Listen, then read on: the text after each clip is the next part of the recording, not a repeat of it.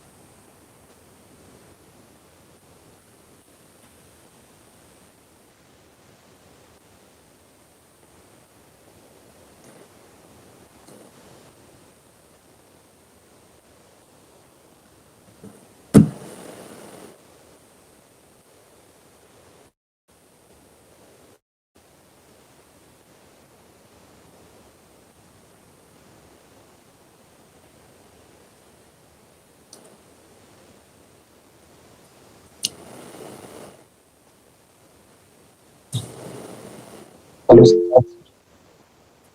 I think we can. Yeah, recording can start.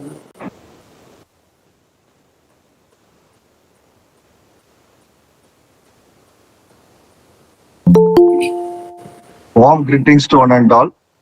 On behalf of IEEE Madras Yeah, section, wait. Recording has to start. I think started the recording. ಇನ್ನು start ಆಗಲ್ಲ sir, it is just starting.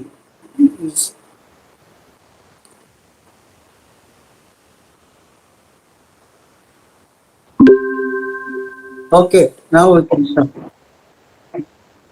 Warm greetings to all. On behalf of IEEE Madras section, CSI Chennai chapter, ACM Chennai, Hindustan Chamber of Commerce, I cordially will invite you all to a webinar on AI readiness, evaluating and strategizing the ability to adopt AI by Ms. Srinimisha, Morkonda, Gnanasekaran, Director, Data Science, Western Digital, Advisory Board Member, Strategic AI Program, University of Morkonda, USA. Now I request Mr. Vijay P. Chordia, President, Hindustan Chamber of Commerce, to deliver the welcome address. Good evening, everyone. It is my great pleasure to welcome you all to this enlightening event on the AI readiness, evaluating and strategizing the ability to adopt AI. This event, organized by CSI Chennai, IEEE CS Madras, ACM, and the Hindustan Chamber of Commerce, brings together some of the brightest minds to explore the transformative potential of artificial intelligence. I am particularly delighted to welcome our distinguished speaker for today, Ms. Srinimisha Morkonda Gnanasekaran. Ms. Gnanasekaran is a Director of Data Science at Western Digital and an advisory board member of the Strategic AI program at the University of Colorado, USA. Her extensive expertise and pioneering work in the field of AI make her the perfect person to guide us through the complexities of AI readiness and adoption.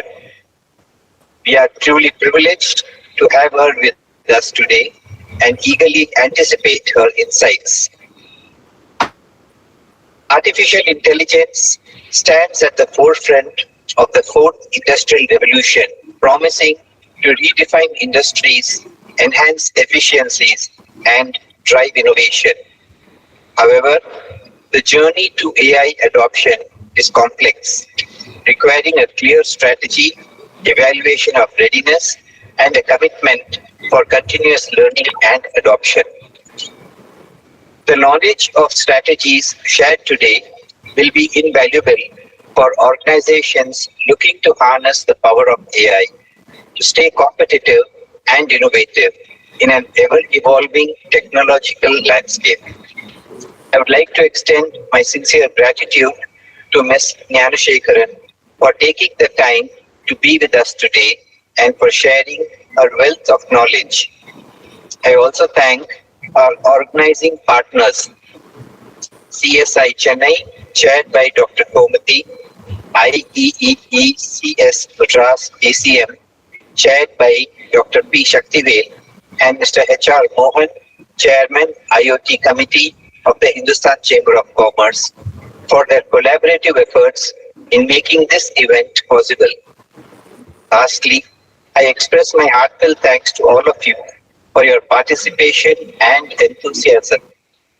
Your presence here underscores the importance of AI readiness and your commitment to embracing the future of technology. Let us look forward to an engaging and thought-provoking session.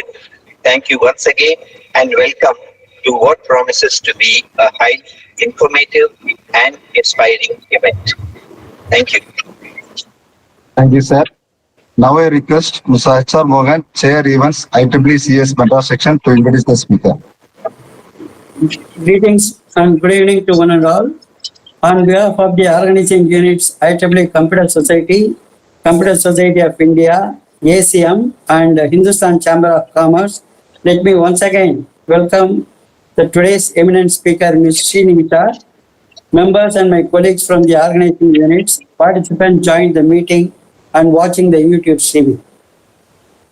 With AI, data science, and machine learning catching their global attention, every organization wants to adopt AI and implement AI-based solutions.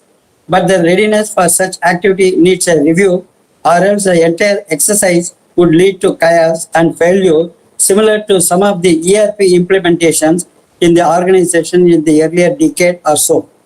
Hence, ascertaining AI readiness is an important step in plunging into trusting the AI for our solutions. Our today's presentation will broadly cover AI adoption readiness assessment, delving into the methods and metrics to assess if a company is ready for AI adoption.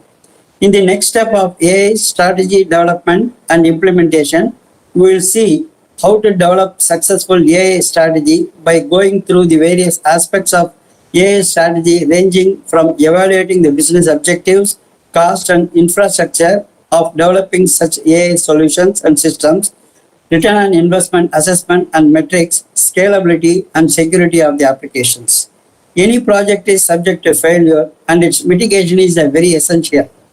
The speaker will discuss on an important aspect of adoption is to understand reasons for potential failure and a plan to mitigate the failures. The success of any implementation is an built on ongoing partnership of all the stakeholders. The talk will emphasize the importance of adopting AI for supplementing the workforce rather than replacing it and create a confidence that AI is a tool and not a threat. The presentation will also touch on the auditing the success of such AI implementation and adoption. Now let me formally introduce the speaker, Srinimisha, who became my LinkedIn contact through another group whose current work is in implementing AI applications was highly appreciated and regarded. Her community work was also fascinating. When I requested her for a presentation to our members, without any hesitation, she had consented. Ms. Srinimisha is currently the Director of Data Science at Western Digital.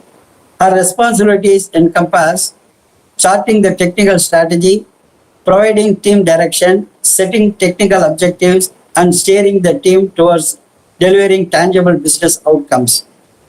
Within her position, she has played a pioneering role in introducing and launching cutting-edge technology-driven solutions and has 2 trade secret awards.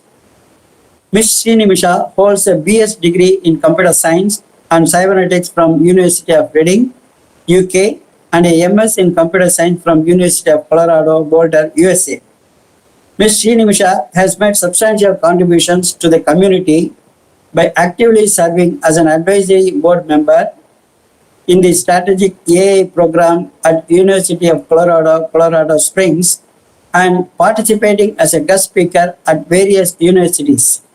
She has also served as a judge for various hackathons, industry awards, and school science fair events across various categories like women leadership, technology, and AI. Apart from her professional responsibilities, Ms. Srinimisha engages in women empowerment by offering complete scholarships and mentorship to numerous and disadvantaged women in India who lack financial means to pursue higher studies and establish careers through non-profit associations. She also participates in Anita Bog mentorship program to empower and motivate various women across the globe through this program. With this brief introduction of the topic and speaker, now let me invite Ms. Srinimisha to enlighten us on AI readiness. Over to Ms. Srinimisha. Thank you. Thank you, Mohan sir. And thank you, Vijay sir, for a very nice welcome and introduction. Let me start by sharing. And welcome. Please, sir, you can just withdraw your presentation. Thank you. Please let me know when you can see my, and if it's in. That's good. That's good. Okay, perfect. Thank you, Vijay sir and Mohan sir, for the nice welcome and introduction. I think you set the stage very well, and thank you all who are participating today and viewing in YouTube as well. So welcome to the session. Good evening, everyone. So I think with the introduction, I'll straight go into our presentation for today. So for the agenda, what I will start with, what I typically like to start my AI talks is with an AI evolution history, which I see most folks find interesting. And then we will talk about the readiness assessment, how to approach it, and move into AI adoption techniques. And I will also talk about some of my professional success story with Industry 4.0, where we have been successful in adopting AI into practical industry settings. And I will talk about a little bit on the AI implementation. So if you determine you are a company or industry or you're ready to implement AI, then what tools are available and how to approach it. And then we will talk a little bit about the AI failures, which I think is very critical in today's settings where everyone's looking to adopt AI, but do not understand the intricacies of why AI projects could typically fail. And then finally, we'll talk about navigating the AI industry, both from an industry perspective and from a personal perspective, which is the skill set pillar. I thought it will be beneficial to share what skill sets are critical for an individual to be successful in the field of AI as well. So that's our agenda. With that, we'll start with a little bit of introduction on AI evolution. So a lot of folks think AI has happened in the last decade or so, but the truth is AI started in the 1940s and 50s. The term AI itself, artificial intelligence, was coined in 1956 by John McCarthy. And back in the 40s and 50s, early 50s, Alan Turing had published a paper on computable numbers. And he also introduced what's called the Turing test. For those who are in the field, will be familiar with this. So this is basically a test to see if machines are exhibiting the intelligence that humans would typically have. And a easier correlation for Turing test is the famous CAPTCHA that we tend to be asked when we are logging into a lot of applications to see if we are actually human or robot. So that CAPTCHA was designed based on the concepts from the Turing test that Alan Turing had from 1940s. So that's how far the history goes back. And back then in the 50s is when John McCarthy and Marvin Minsky set up what's called the AI lab in MIT in the US. Which is one of the top in the field right now. So that's kind of the early years where the introduction of AI happened. The other timeline that I don't have on the slide, but is worth mentioning, is the concept of prosthetics, where use of artificial limbs and artificial human parts, that actually goes back into 15th century, where the ancient Greeks and Romans had developed a lot of concepts and have experimented a lot of prosthetics in an attempt to serve war veterans who get impacted with, physically. So that's where it started. And then in the 50s and 70s, it's considered the golden age. So there was a lot of research and a lot of prototype models. I just listed a few here as an example to show what we use as artificial neural networks, deep learning techniques. The foundation was laid in the 60s, actually, by Frank Rosenblatt, who basically developed the perceptron model that can help classify patterns. And there were a lot of other models, but I just thought it'll be worth mentioning two of them, which is one of my personal favorites. One is the Myson model, which is a rule-based system to identify bacterial infections.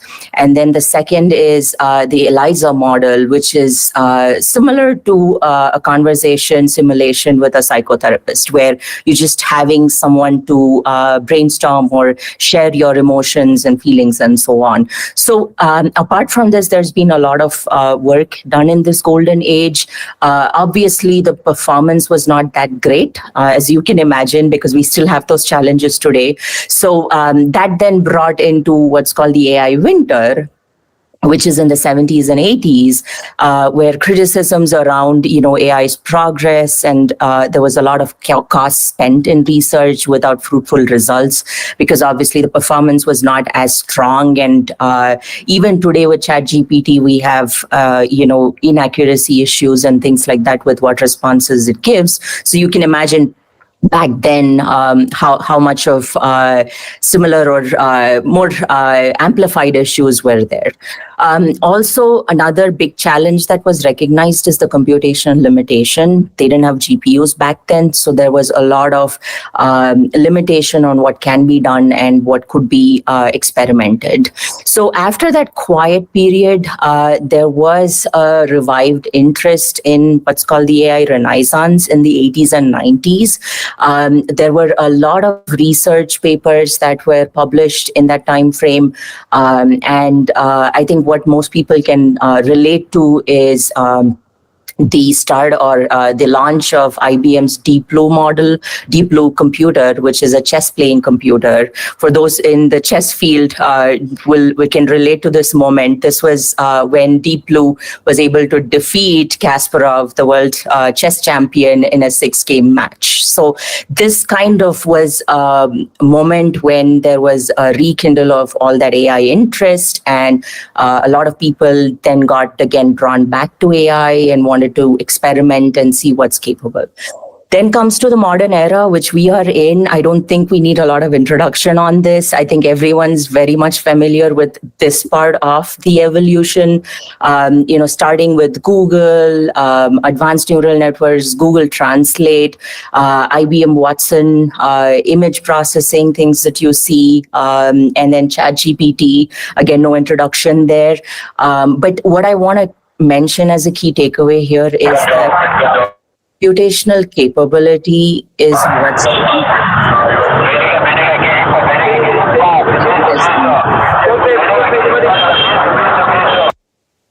okay. All right. So what I want to mention here as a key takeaway is that the computational capability with all the GPUs is what's dramatically increased our ability to deliver these tools.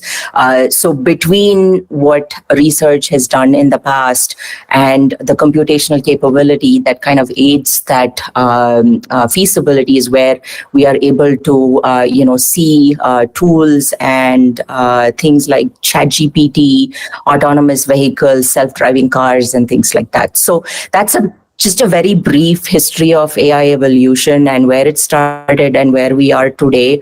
And one of the other main reasons I wanted to share this is that what we are seeing today in terms of success in self-driving cars, ChatGPT, be it, whatever AI advancement you see has been actually built on about a 80, 90-year worth of research and failures that is kind of hidden in a lot of times, right? So it's not something that just happened overnight. So I think that it's very critical to have that understanding and realization that it just did not happen overnight. So with that background on AI, I'll go into the AI assessment overview. So for today's topic, I'm going to talk a 5P framework that you can use to assess if your company is ready or your industry is ready for adopting AI. And I will also briefly touch upon Intel's model, which is very famously used. A lot of companies are adopting this to assess if they are ready. And I'll also talk a little bit on other third-party options that you have in terms of assessment, ready to use tools that is available. We'll talk a little bit on that in the implementation phase. But 5P framework is what I'm going to talk in a little bit more detail. So with that, let's look at what the 5P stands for. First is the purpose. So this is what you're trying to achieve. What is your objective? And the second is the process. So this relates to things like what is your current process? How does your data flow in? What kind of data you have, and so on. The third is your platform, which is all your infrastructure. The fourth is people. There's two aspects to it. We'll talk in a little bit more detail in the upcoming slides.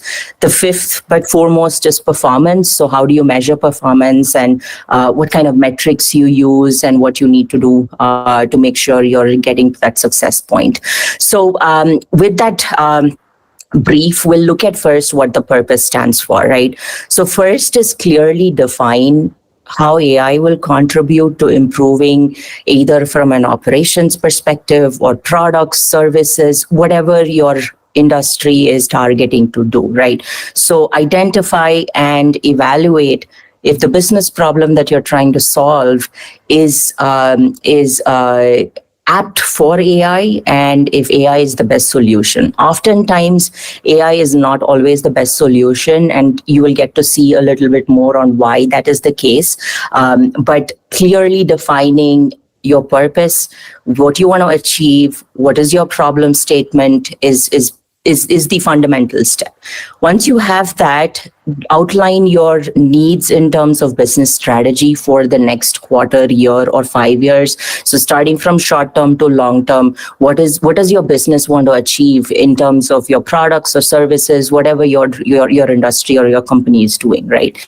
And then the fourth is ensuring that the adoption of AI aligns with your overall business strategy and the goals of your company. So you have your problem that you want to solve, and you have your business strategy in terms of goals that you're trying to achieve.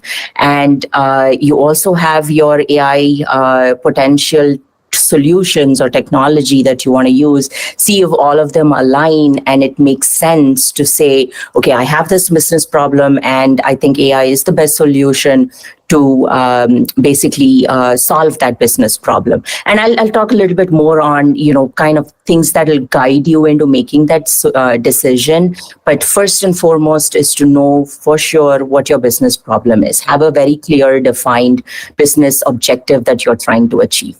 Now that you have that, the second is the process.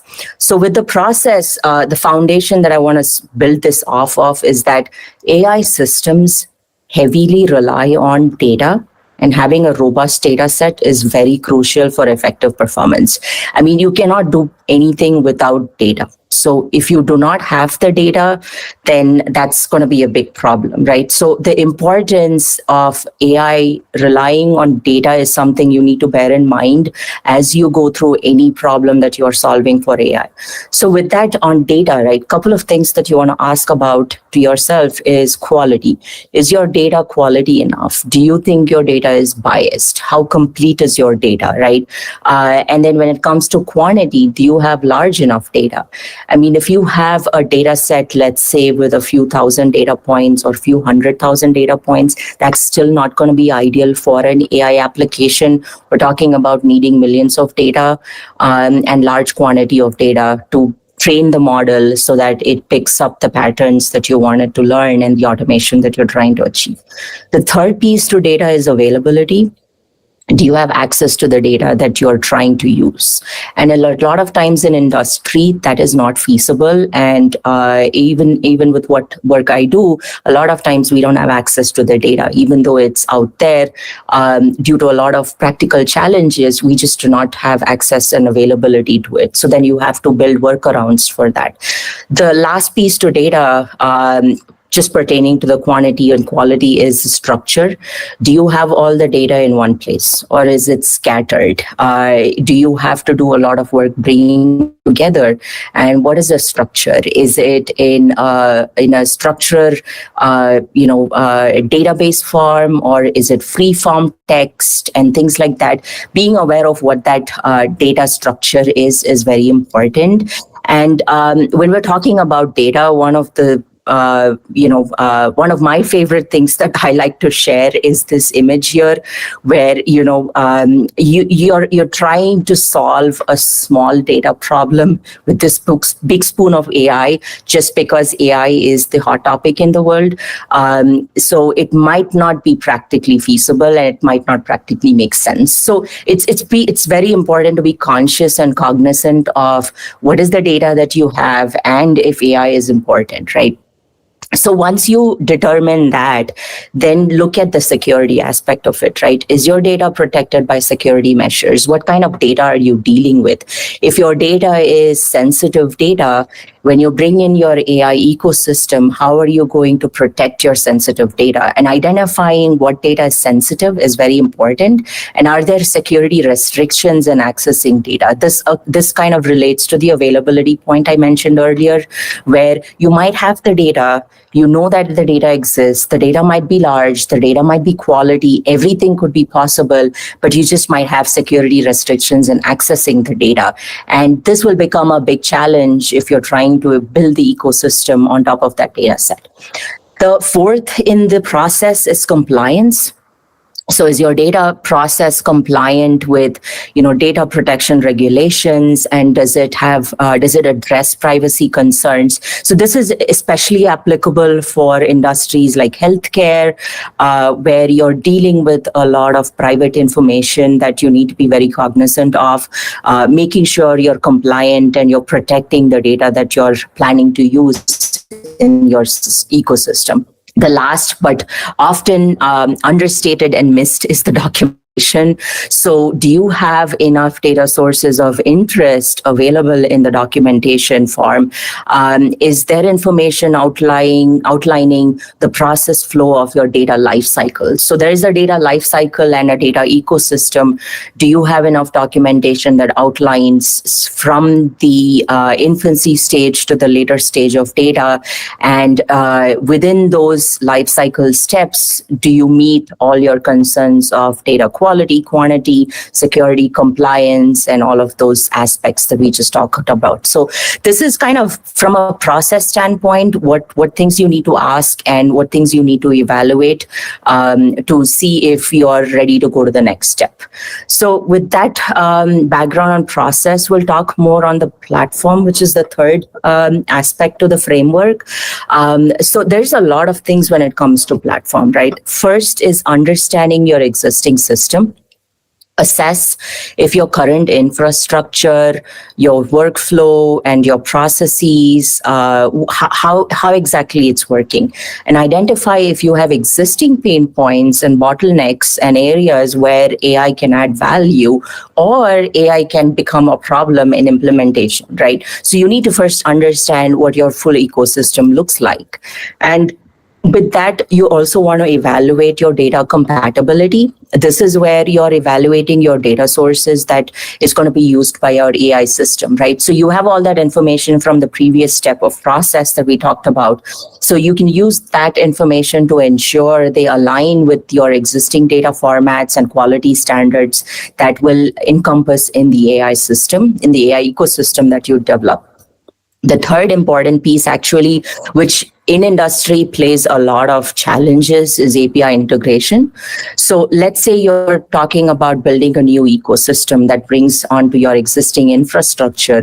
You need to determine how the AI system will interact with the other components that you have. So APIs play a very important role in connecting systems, and you need to be making sure that your existing system has the feasibility to integrate with your new AI application that you're bringing in, and see what options you have available in that part of, in that aspect of integration. And then comes the model deployment workflow. This is also associated with, your infrastructure, your API integration, and so on, where whatever AI models you're building, they will have to be deployed into your existing infrastructure, right? So you need to see how you can deploy these models. I mean, do you need Dockers? Do you need Kubernetes? What are the options that you have in deploying your AI models into the existing framework? And the most important question in that aspect is, can you seamlessly integrate with the existing deployment process? Oftentimes, practically, it's not, but the less chaotic you can make it, the better it is. So it plays an important role in determining if you have that capability with your existing framework. And then comes the monitoring and maintenance aspect of your infrastructure. So will you have the ability to monitor model performance, system behavior, data shifts, data changes, all those, continuous changes that your ecosystem will bring in, either from an infrastructure or a data standpoint, and address issues promptly to maintain alignment with the ecosystem. So let's say you bring in a new AI system or an application onto your existing ecosystem. If your new application causes any issues, do you have the ability to identify it, monitor, and address the issue without affecting your operation on the existing ecosystem, right? So you need to make sure it's modular and it's you have the ability to isolate that maintenance. And then comes the most interesting part to me, is the explainability and control. So understand how the AI systems design and decisions align with the existing business rules, and ensure that you have the ability to build models that are transparent, interpretable, and explainable. That is essential to building trust among stakeholders, right? We'll talk a little bit more on this on the people side of it in stakeholders' perspective, but explainability in AI system is very important. And I actually recently did a podcast with Alteryx on explainable AI and some of the work on what techniques you can use in practical settings. And I can share the link along with the presentation later on. So explainability is very understated in a lot of situations, but is very important. And then once you have done this in-house evaluation, comes vendor selection. And most scenarios, most industries do not build AI applications or ecosystem from scratch, because you have a lot of options out there in terms of technology vendors that provide you off-the-shelf services. And so you need to do your due diligence of evaluating what options you have. And when you're doing that evaluation, consider factors such as experience, support, history of service, and so on. Apart from all the other things we talked about, right? You need to see if the vendor that you're selecting is providing an ecosystem that will interact and blend well with your existing infrastructure. Does it help with data compatibility and so on? So all of these will be fundamental to the process of vendor selection.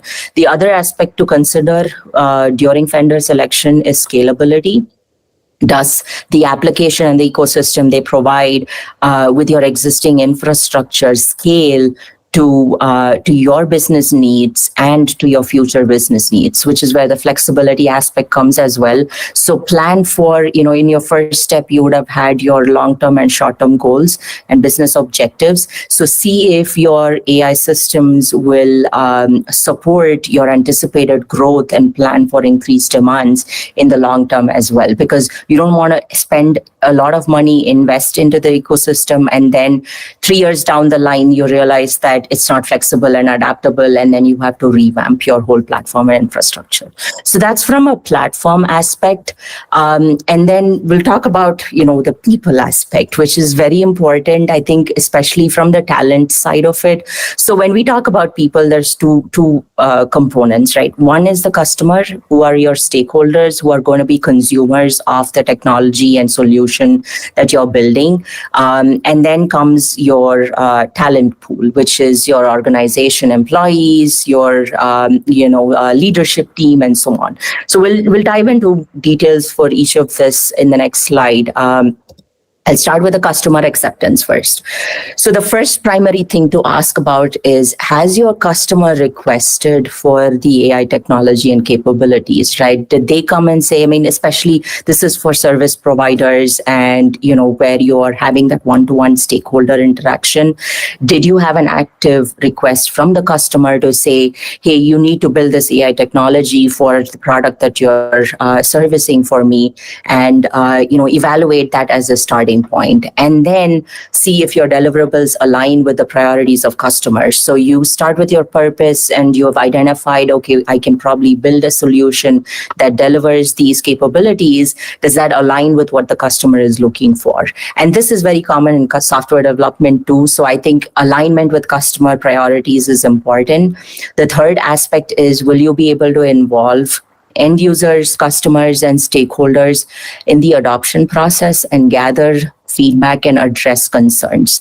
This will give you insights onto where your alignment lacks, right? So if you have a gap in what you are proposing to deliver versus what your customer is looking for, if there's a big gap, you need to be able to involve end users as part of your testing process to see if this is exactly what you need, and then realign if it is not. So if you don't have that ability, then it becomes a little challenging, because then you're making guesswork to say, okay, I think this is what the customer needs, but it might end up as not something that they're, completely polar opposite to what they're looking for.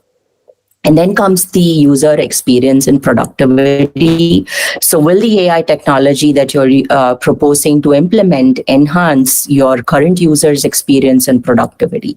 And we'll talk a little bit more on measuring that in the last step of performance, but it's critical to ask from a user experience perspective.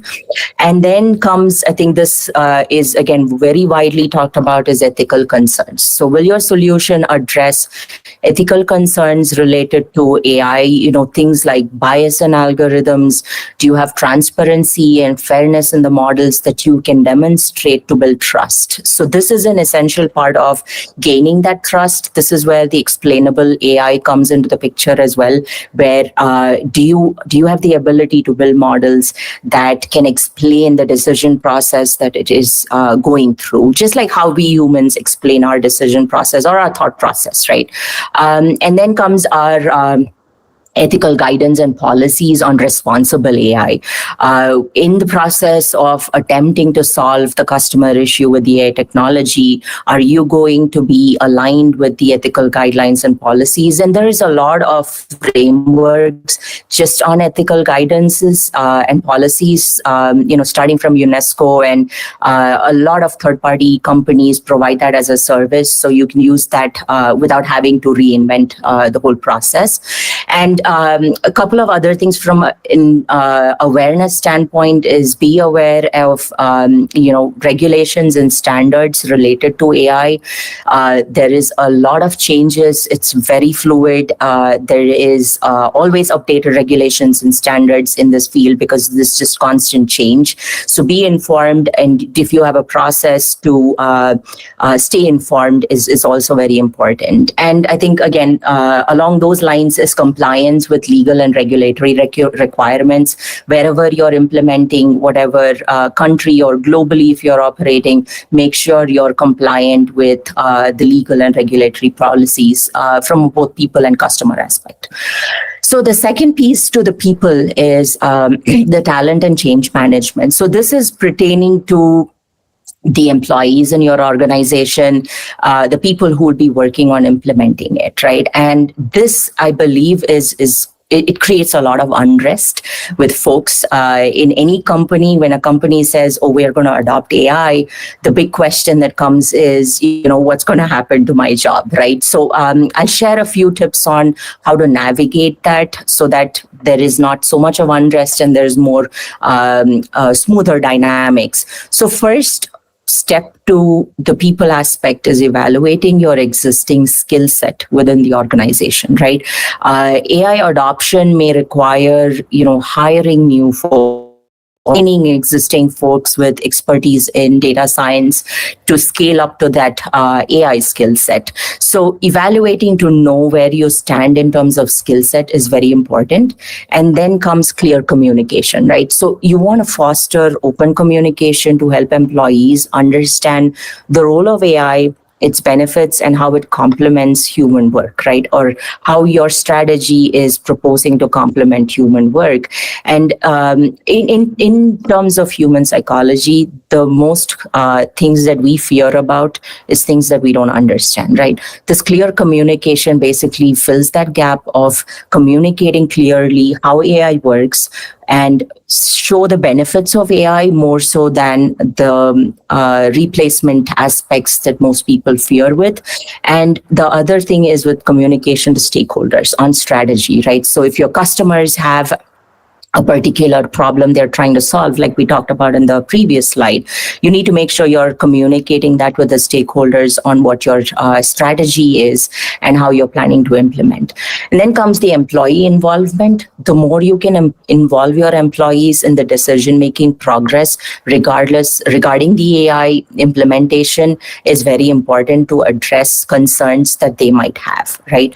And I know practically this is not feasible in all settings, and it's not practically possible to involve all employees, especially if it's large scale company, it's not feasible. And the more people you have in the decision making process, yes, it is difficult. So that aspect is there, but keeping that aspect in mind as much as possible, whether it is leadership or even individual contributors, as much as possible, keep them informed and have them be part of the process so they are more comfortable.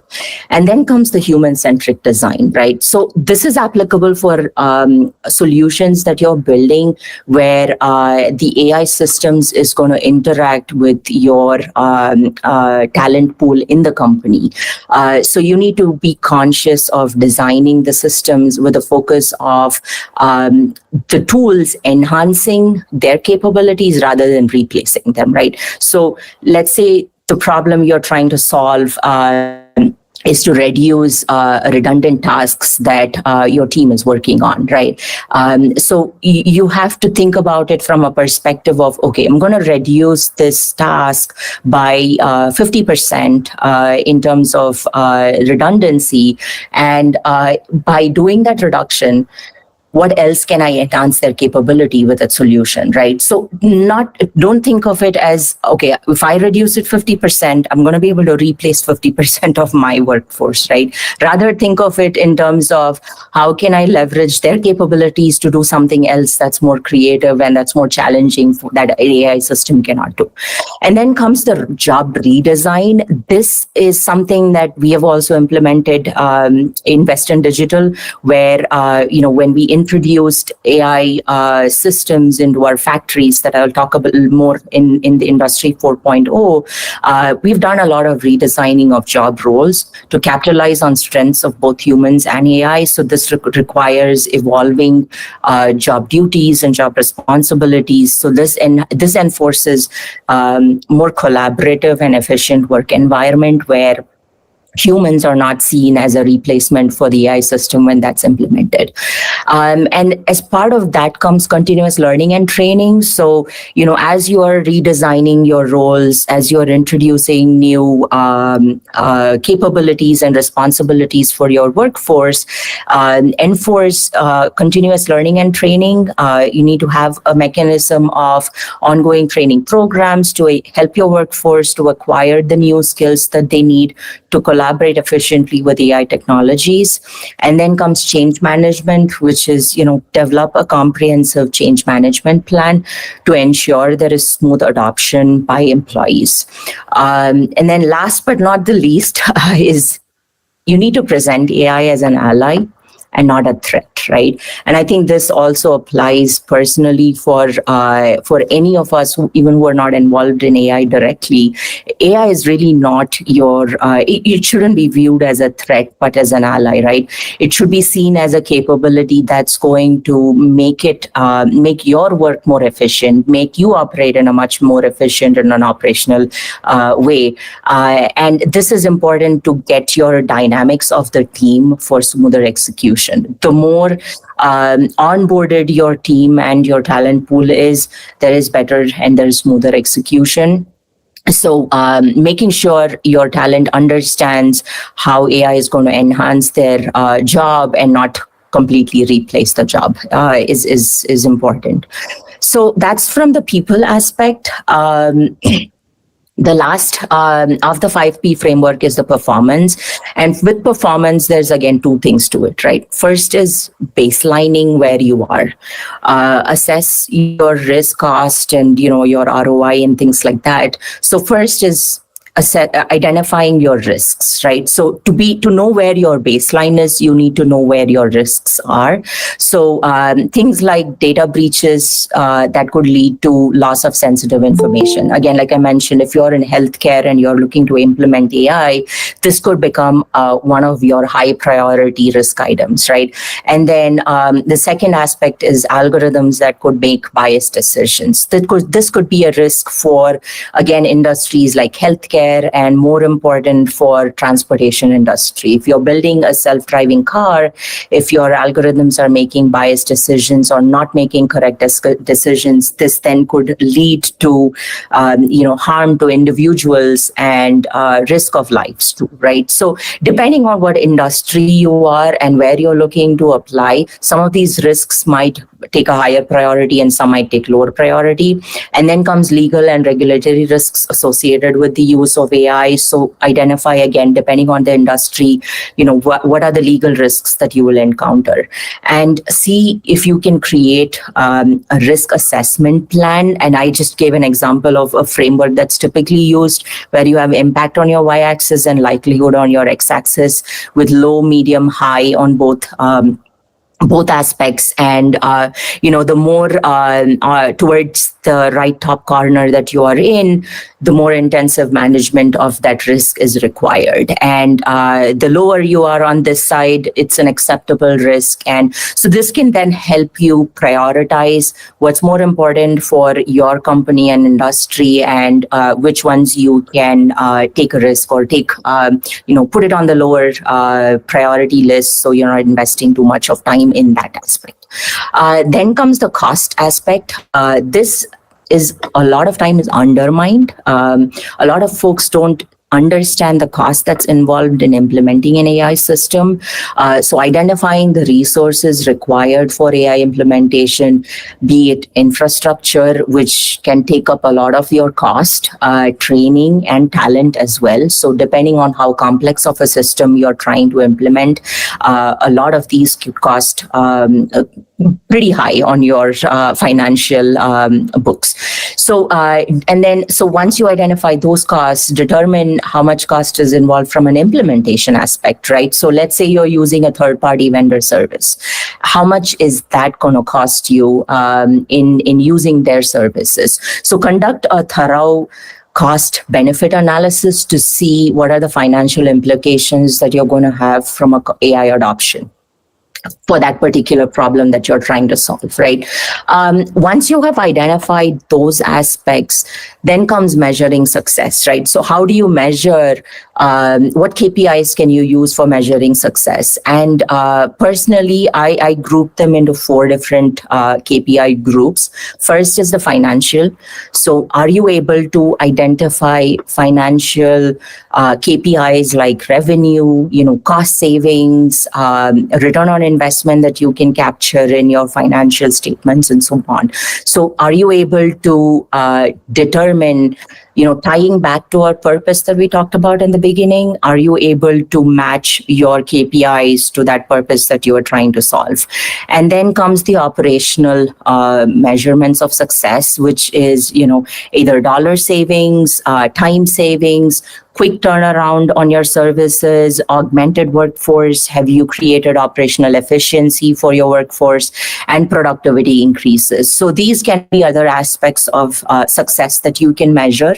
And then the third is the customer aspect. So this is where you're dealing with stakeholders, where you have customer scorecards on your services that you're providing, quality ratings, faster service, and brand recognition, and so on. And then comes the business aspect. So this is where you're able to, get early time to market or first to market, and you're able to show market share increase, efficiency, and quicker iteration through product releases. So are you able to cycle through new product releases at a faster scale and so on? So that's 4 groups of KPIs that you can use. The most important aspect of measurement of success is you define these metrics, you have a method to track these, and you analyze it on a constant basis and then feed that back to improve. So you need to have this occurring on an iterative basis, not a one-time aspect, to make sure you have a success in adopting. So that's all for the 5P framework, I quickly want to highlight the Intel's readiness model, which is also commonly used. I'll not go into too much detail of this in interest of time. The three aspects of Intel's readiness model that they position it is foundational, operational, and transformational. And a lot of these is what we already covered, but just in a different framework, right? I mean, foundational is your infrastructure, scalability. Do you have the resources in terms of data, how reliable, how secure they are? And then from an operational standpoint, all your necessary skill set, expertise, compliance, risk, and those instances. And then comes your transformational, which is from your business aspect. Does your business goals align with what you're trying to achieve from an AI perspective? And recognizing the potential that the AI solution can bring in. So that's just a quick, so you're familiar with another potential model that you can use for assessing readiness. So with more background on how you can assess AI readiness, I want to talk a little bit on adopting. So let's say you have assessed and let me do a quick time check. Okay. So let's say you have done the assessment, you're ready to adopt. Now we talk about adopting AI, right? So AI definitely has transformed and reshaping industries across the globe. No doubt everyone's looking to adopt AI in terms of driving innovation, enhancing efficiency, and gaining a competitive advantage in the market. And like we talked about, adopting AI requires strategic planning and implementation. Companies must navigate a complex landscape. As you can see, there's a lot of aspects to think about. And one thing I wanted to share from an adoption perspective is when you're ready to adopt, there are a lot of AI maturity models that's available in the industry. I just gave an example that Gartner has provided in assessing which level of maturity is your industry in. So you can use this as a guideline to say where in the maturity model I am and help you position your business strategies accordingly. And here is a quick snapshot of most commonly used use cases or most common use cases where AI has been adopted in the industry, across industry. Again, this can be, you can read through it when you get the slides with yourself. So that's from an adoption standpoint. And I just thought it might be helpful to share from an industry 4.0 perspective, some success story from more of my professional work that we have done at Western Digital in adopting AI to drive that fourth industrial revolution. So I think as part of introduction, Vijay sir already shared what industry 4.0 is.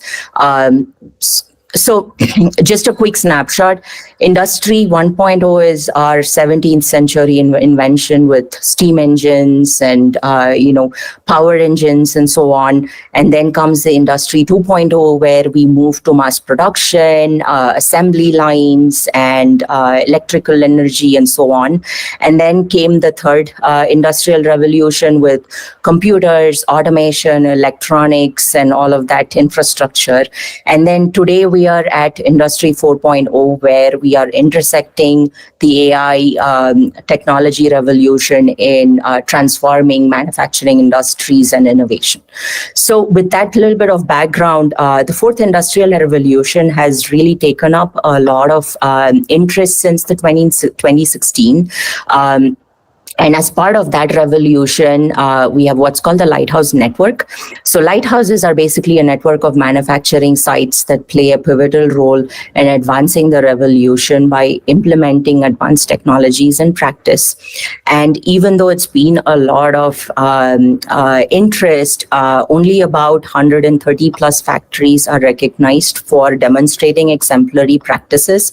And this recognition comes from the World Economic Forum, where they are evaluating the companies through a scrutiny, through a process to say how much of fourth industrial revolution techniques you're using in your manufacturing sites. And Western Digital became Asia's first sustainability lighthouse by transforming factory floor operation into lights out.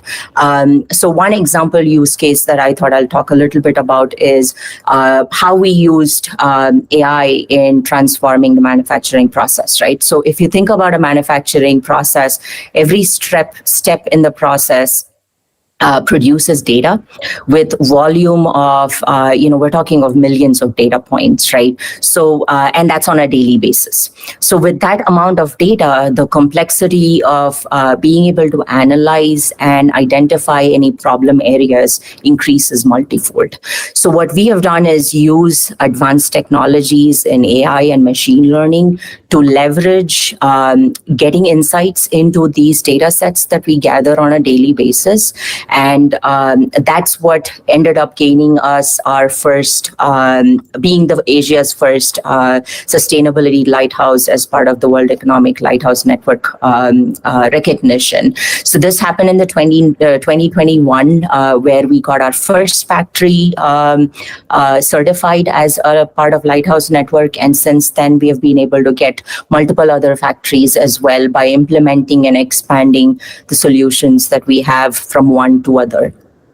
A little bit more detail on kind of use cases so you have a perspective of how we used or how we achieved that, right? So there's been a lot of use cases that have been deployed across the factory sites. So it's not just one that's gotten to this point.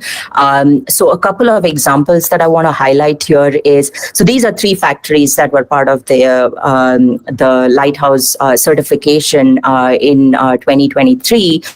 So a couple of things I want to highlight that most people can relate to is we used a natural language processing model that enabled analysis of natural calamities proactively in a crisis situation. So by using some of these techniques, we were able to improve 100% avoidance in annual shutdowns because of these calamities. And then we have used a lot of ML models for, anomaly detection, you're seeing if there is a specific wafer, which is part of the manufacturing process product component, if there is an anomaly in that, using image recognition and advanced machine learning algorithms. So we've been able to see improvement in yield and reduction in test cycle times. So we've been able to optimize our testing process using ML, which reduces the testing time that's required for our products. And there is also a lot of impact in terms of time to market and reduction in research time that can be driven by automating a lot of the capabilities that we do upfront in terms of product design and so on. So those are just a couple of, just of examples, and I've posted a link here if anyone's interested to read through the details of the implementation in terms of, what is the problem statement and what's the impact that we were able to derive. And so that's from a company perspective, the impacts that I talked about. From an overall environmental perspective, we were also able to show, which is an important aspect of getting that qualification for Lighthouse Network, right? So you need to prove that you're just not implementing to show your company or your manufacturing site's productivity, but also creating that, reducing that global impact. So we were able to show 41% reduction in energy consumption, 41% reduction in greenhouse gas emissions, 45% in water consumption optimization, and so on. So there's a lot of environmental impact we were also able to bring about. And we have, again, goals related to sustainability that is part of this Lighthouse Network for the next 5-10 years and so on. So this is just to give a flavor of what practical usage of AI and how we have been able to revolutionize the factory floors using AI in a practical setting. And we've been successful in adopting AI in various avenues. Like you can see, it's just not one, but there's a whole ecosystem that comes together to make what this is feasible. Okay, so we've talked about assessment, adoption, shown an example of success story, how we've been able to adopt it in practical settings. I want to give a little bit insight into, let's say you're thinking about implementation, right? So you feel like you're ready, your industry is ready, your company is ready. Now what? So I just put in a list of tools that you could use. Again, these are off-the-shelf tools. What I talked about is framework that helps you understand the evaluation metrics, the questions that you need to ask when you're using these tools, either off the shelf or something that you plan to implement yourself, right? So very quickly, the first one is UNESCO has a readiness assessment methodology that you can use. This is developed as part of the recommendation on ethics and compliance. So this could be a tool that you could use off the shelf. The second is Cisco has a AI readiness assessment tool, and this spans across 6 critical pillars. So one thing you will notice is a lot of these tools have different framework structures, but underlying could be is something you can always relate back to the 5P framework that you have. Strategy maps to your purpose, infrastructure and data maps to your, and governance maps to your process, talent with your customers and people that we talked about and so on. So a lot of these frameworks you'll be able to do that one-to-one mapping to say, okay, this is how the 5P framework maps to the off-the-shelf assessment tool that you have. Deloitte also has a framework that spans across 10 different areas, and it provides partnerships services with companies. So if you're looking to assess, they provide it as a service and they have a dedicated team that will do it. And then EDI Bailey has an AI assessment readiness questionnaire. This is a very simple questionnaire that you can go and just basically fill out. It just asks different aspects of maturity, and then it'll help you kind of place where you are, where your company is in the AI adoption journey. And then there is Maitre AI model assessment tool as well. Again, this spans across 6 different pillars. Again, very similar to the framework that we talked about. And then, like I already mentioned, there is Intel's assessment model as well, which spans across 3 different areas. There is another tool that you can use in terms of adoption, which is the ISO 42001 framework. So it's basically an international standard that provides requirements for establishing, implementing, maintaining, and continually improving your management system. So this can pretty much become your third-party evaluation. So if you needed a confirmation of what you have implemented or what you plan to implement, you can use this framework. And again, similar to the 5P framework, a lot of these are just positioned differently. It'll help you evaluate transparency. Does your model have ability to provide clear explanations of the AI decision-making process, tying back into the explainability part? Are your outputs understandable and justifiable? Is there accountability, right? And this is very important if you're talking about industries where human life is at stake. So you need to have the ability to assign responsibility for your performance, systems performance, and outcomes. And then comes your fair. Do you have any discrimination that is part of your system that you might not be aware of? And then comes your privacy aspect, which is protecting personal data and ensuring confidentiality. Again, where you're dealing with private data, private information, PII data, this would be very important. And then last but not least is the robustness, right? You need to always make sure your systems are reliable, secure, and resilient. So you have the ability to scale through short-term and long-term once you have invested all of that. couple of benefits that the certification can bring about for you is, elevating just personally your company's expertise in AI gives you a competitive advantage compared to your competition in market. It also gives you some kind of a safeguarding sense with risk mitigation. You can drive innovation and growth.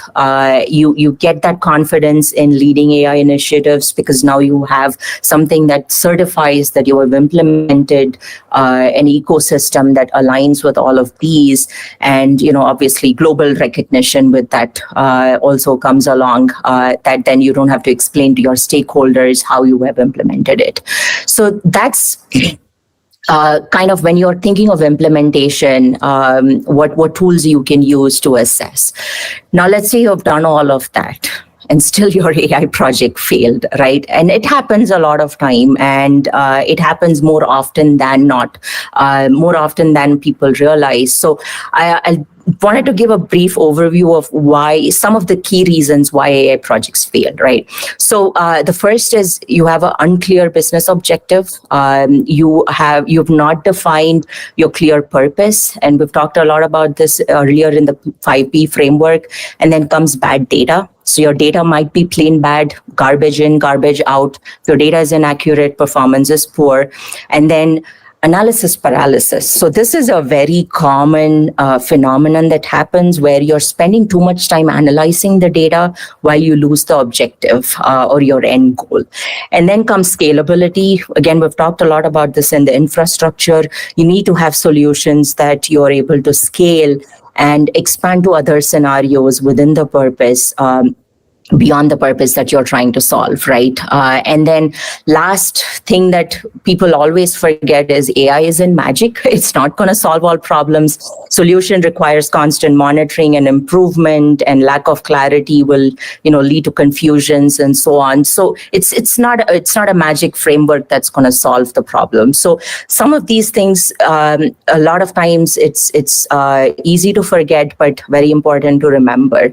So lastly, what I want to talk about is kind of navigating, the AI journey with success. We've talked a lot about readiness, different frameworks, different aspects to it. And if you needed like one cheat sheet of navigating this journey with success, these are 5 things that I would say as takeaways. First is, define clear objective and use case. Articulate your objectives. Remember the KPIs. Identify which KPIs you're able to drive improvement. See alignment of AI initiatives to business goals. Conduct thorough assessment of your existing process. Identify pain points and so on. The second is building a strong foundation of data. Ensure there is a robust foundation with high quality data that can power your applications. Aggregate data from different sources. Make sure they're clean, accurate, and less biased. Ensure data governance within your framework and see if your infrastructure has compliance. And invest in the data infrastructure if you need, if you think it's not available already today. And then comes your culture of experimentation and learning. This is all your people's aspect where, cultural transformation is equally important, just like computational transformation. Enable continuous learning with your task force, with your talent pool. Encourage cross collaboration and empower employees to leverage AI to the fullest potential. And then prioritize ethical and responsible AI practices. There is a lot of importance to this in the industry also, with explainability, transparency, ethical, responsible uses, and so on. So make sure you have all of that encompasses into your ecosystem. And last is embracing the agile and iterative approach. So AI adoption is not a one-time event, right? It is an ongoing iterative journey where you need to embrace agile technologies to be able to quickly adapt to changing market dynamics and technology while you're also minimizing risks and maximizing value. So this is kind of your quick, takeaway message to say these are things that you need to bear in mind while you're navigating this whole AI journey. So one last thing I had. So this is all from a company perspective, right? So this is your company ready? Is your infrastructure, is your industry ready? I'll quickly do a snapshot of skill sets that you need for an individual to be successful in AI, right? So the first and foremost is math and statistics. This is very fundamental. You need to know how algebra works, calculus works, integrals, differentials, and things like that. And the second piece is your computer science. So, programming languages, be it Python, R, SQL, and cloud computing technologies is also a critical aspect. And then comes your machine learning, various things like feature engineering, supervised, unsupervised models, how do they work, deep learning methods, and there are a lot of libraries that you can use off the top of the, off the shelf. You don't have to do a lot of coding from scratch while you're using these libraries. But my recommendation is when you're learning an algorithm, try to do it from scratch yourself, either in Python or just on paper, because that gives you an understanding of how that algorithm is working. So you can make a more data-driven decision of applying certain algorithms to solving problem. The next big thing is storytelling. You need to be able to have the ability to tell your solution or your model in the form of a story that answers the business question or problem that you're trying to solve. And there are a lot of tools that you can use to upskill in that. And then comes the domain knowledge. You need to understand the business and the product that you're operating in. You need to understand your customer. You need to be able to translate your business problem into a data problem and back from a data solution to your business solution.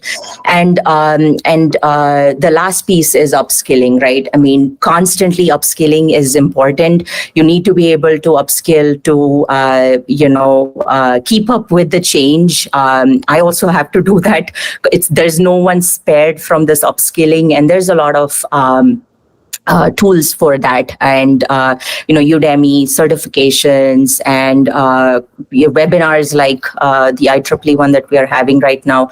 There's also podcast sources, hackathons where you can get hands-on experience and upskilling. So those are things that you can do to keep up with the advancement and navigating the journey in terms of a personal career. So that's pretty much what I had. I hope I'm on time. I do have, I got pre-submitted questions that I have, that I can answer. Should I go to that, Mohan sir, or do you want to take questions? You can go. You can go ahead with it. Okay, so let me quickly address some of the questions some of them I covered in the presentation. There were some questions that I did not, so I just put in a slide for that. Commonly asked, multiple people ask this, will AI replace humans, right? I think primary thing for us to remember is applications like ChatGPT is built over several years of data. For example, right, ChatGPT, the OpenAI actually employs software engineers to write their thought process of code tasks. So if you have a code task, they're actually writing in the back end, they are outlining their thought process, which is then what's fed into the model to train. So if you want something like ChatGPT to write code for you, you need software engineers in the back end to actually train that model, right? And in a lot of industries like engineering, finance, healthcare, domain knowledge and engineering is very important to make decisions based on insights that we have from the data, right? In the Industry 4.0 example that I gave, we are heavily dependent on engineers to provide insights and evaluation of what the model is saying. So that need is not going to go away. And it's not really replacing us, but certainly will cause disruption and transformation. And it's better to embrace the technology, just like how we have embraced the use of computer, right? Everyone uses computer to do their job better. So just similar to that, I think we need to look at AI as a technology that we're embracing.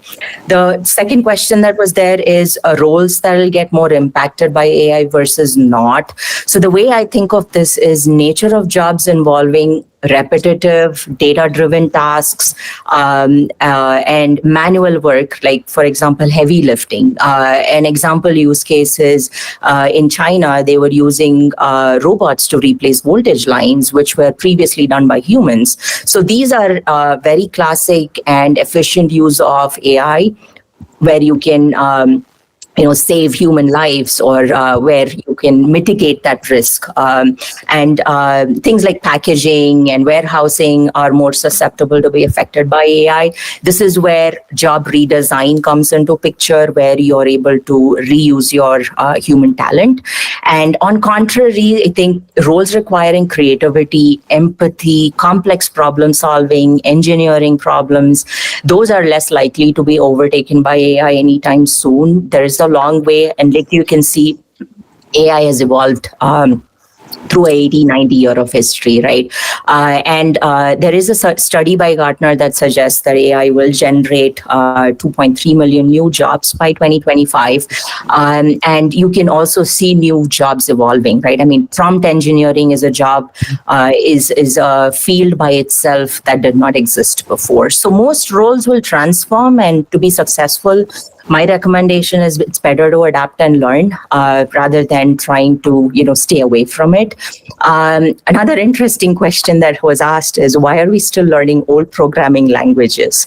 The reason is actually quite simple. Legacy systems are stable and robust. I mean, they perform pretty good. There is no requirement to make any changes, and they're still meeting functional requirements that were originally built. And the typical saying in industry is, don't fix something that's not broken. If it's running fine, do not touch it, and there's no need to make any changes, right? And a good example of that is the recent CrowdStrike. It's a perfect example of how a minor change can cause such a disruption. And a lot of those applications and systems are actually still built in mainframes and COBOL, and COBOL is actually still highly seeked out skill set.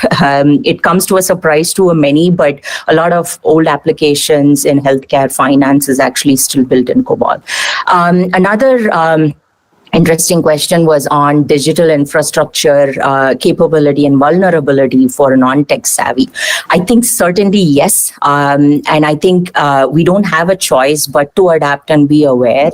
And I'll give you an example. This is, I think, even for tech savvy folks, we are vulnerable, right? I mean, how many of us, when we install an app on the phone, read through the full user agreement? Most of the times don't. I'm guilty of that too. And when we install an app, we're pretty much giving access to our data and apps to that particular company. And there is also cross sharing of that data across these applications. So these are things that we are inherently not thinking too much about it, and puts us into a vulnerable situation. So I think more conscious effort and being more aware is very important, even for the tech savvy folks. The last question, again, a lot more free. Well, I think there were at least 3 or 4 questions on how can AI be used in education, learning, and research? I split it into 2 different perspectives, right? Teacher, faculty perspective, and student perspective. From a teacher perspective, I think AI tools can help in creating, teaching material. It can reduce manual effort on repetitive tasks that faculty could be have to be doing. Focus on more creative ideas to explain concepts. AI bots like ChatGPT can serve as a space to bounce off those ideas. It can also help you build that creative idea of explaining complex concepts to students. From a student perspective, AI can help in addressing learning gaps. It's again similar to how teachers are using bots. Can be pretty much your friend who you can ask any question. No question is stupid, and no question is considered invaluable. So it can be pretty much your friend who you can fearlessly ask those questions, and you can provide real-time feedback to students as well. And it can also enable faster upskilling, right? You can learn concepts much faster and in a much more simpler way. So I would say utilize, again, this is not specific to education or learning. in general, use AI to do boring tasks and redundant tasks while you can focus on creative, exciting, innovative tasks. So that's, I think, pretty much the end of the questions that I had too. Let me stop sharing. Thank you so much, Nimisha. Any participant would like to ask her directly, please unmute and ask the question. Any participant would like to put your question directly? Hello, Nisha. Dakshinamurthy. Yeah, please go on. My question is how this data science ML will play a role in chip design or the semiconductor industry? Yeah, so good question, right in my field. I would like to think of two parts to it, right? The as such design is something that AI will not replace humans. We still need our creativity and talent in terms of engineering. The other aspect is how can AI make us do efficient design, right? I mean, one example is you can use ML models to evaluate your design before it goes to production.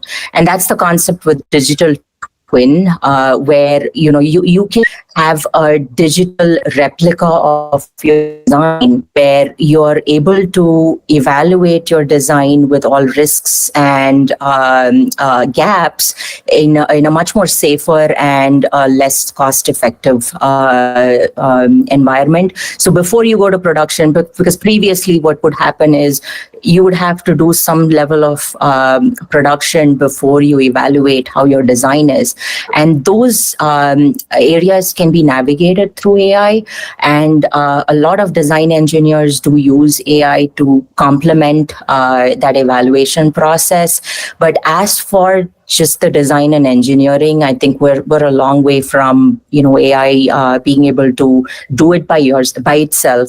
And today, what we see how ChatGPT gives us answers is very limited to that knowledge base that it's being trained on, and that knowledge base comes from our existing design, right? It's coming from what we have already previously humans have done. It's not doing anything new that it does not know or it's not been done. So new invention is something that we're still reliant on human. I hope that answers your question. Is there any use case on that? Yes, there is a lot of use cases. I can share some offline with you. There are a lot of white papers that talks about it from a chip design perspective. And yes, I can share that. Thank you. Sure. Okay. Yeah. Sir. So let me go to the vote of thanks, sir. Thank you. Good evening, all. On behalf of the organizing units IEEE CS Madras, CSI Chennai chapter, ACM Chennai, and Hindustan Chamber of Commerce, I take this opportunity to propose the vote of thanks. I thank the organizing unit jointly arranging this webinar on AI readiness, evaluating and strategizing the ability to adapt AI. We thank our distinguished speaker of today's webinar, Ms. Srinimisha Morkonda Gnanasekaran, Director, Data Science Western Digital, and Advisory Board Member, Strategic AI Program, University of Colorado, USA, for spending a valuable time with us today to present a broad overview on the methods and metrics to assess whether an organization or industry is ready for AI adoption. Ms. Srinimisha emphasized in today's session with the AI readiness assessment model, such as 5P framework and Intel readiness model. 5P framework for AI adoption success is designed over 5P, such as purpose, process, platform, people, and performance, which are used to develop a successful AI strategy by assessing the business objective, data compliance, infrastructure and API deployed for AI system, monitoring and maintenance, explainability and control measures, scalability, sustainability, customer acceptance, ethical concerns, risk, cost, and return on investment. And she also stressed that it is a responsibility of an organization to guide its workforce how AI can be a complement rather than a threat. She touched upon AI adoption success story for Industry 4.0 techniques using AI. She also enumerated the various AI assessment tools. She discussed how to plan for mitigating the AI failure. Finally, she concluded with the skill set pillars of AI required for career development for individuals in this domain. My heartfelt thanks goes again to Ms. Srinimisha, who with her expertise answered the question raised by the participants offline and online as well. I'm thankful to the participant who joined us in live Google Meet and YouTube live streaming, and sincerely thank our mentor, Mr. H.R. Mohan, Chair Events IEEE CS Madras, who introduces prominent domain experts to this webinar platform for the benefit of the members. I thank the event team members for organizing the members of the organizing units for their support in organizing this webinar. With these warm words, we move to the end of today's event. Thank you all. Thank you for the opportunity, Mohan sir and Komathy ma'am. It was my pleasure sharing my perspective. So thank you. Thank you to the It's our participants. pleasure also to hear the extensive, very informative session, Srinimisha. Very informative. Thank you. Thank you, Nimisha, for the wonderful session. So you can kindly, share your PowerPoint. Sure, I will share and some of the other links that I mentioned as well. I will send it out. Yeah. Okay, Divya, can you just stop your live streaming? Divya, are you there? Recording also can be started. Yeah, recording also. Divya? Yeah, recording also, please stop. Okay. So thank you. Nimisha. Good day to you, Srinimisha. Thank you. Thank you for the opportunity and yeah.